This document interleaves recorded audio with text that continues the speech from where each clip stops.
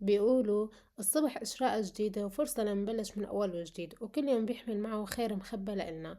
فخلونا نبلش هاليوم بطاقة حلوة وشوية دردشة خفيفة. أهلين وسهلين بأحلى عالم، كيفكن اليوم؟ إن شاء الله بتكونوا بألف خير يا رب، والله يجعل صباحكم مليان راحة وطمأنينة. اليوم حبيت أعمل الفطور معاكم لأنه بحس الجلسات الصباحية إلها طاقة خاصة، أو ما فينا نقول جلسات صباحية، الدردشة الصباحية. ما في أحلى من ريحة الشاي والخبز المأمر وشوية حكي طيب مع ناس طيبين مثلكم. أنا من النوع اللي بحب الفطور يكون بسيط بس مرتب.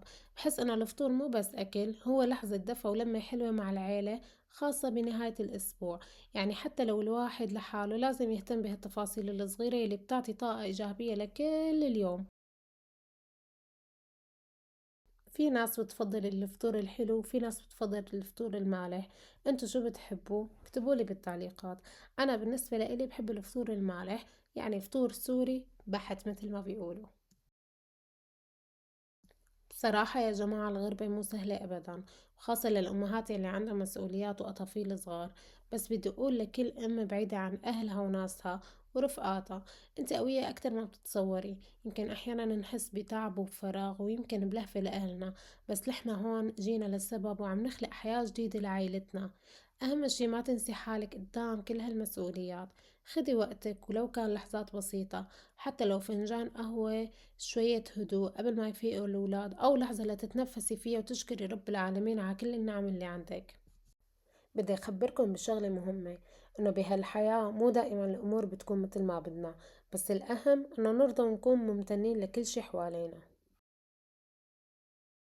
ومثل ما قال الرسول محمد عليه أفضل الصلاة والسلام: ارضى بما قسمه الله لك تكن أغنى الناس.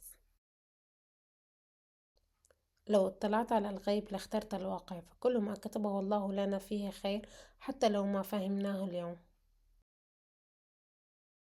الحمد لله على كل نعمة صغيرة وكبيرة بحياتنا. يمكن الإنسان بيتمنى يكون عنده شغلات ما موجودة هي بحياته، بس ممكن إذا كانت عند منه ما تكون خير لإله.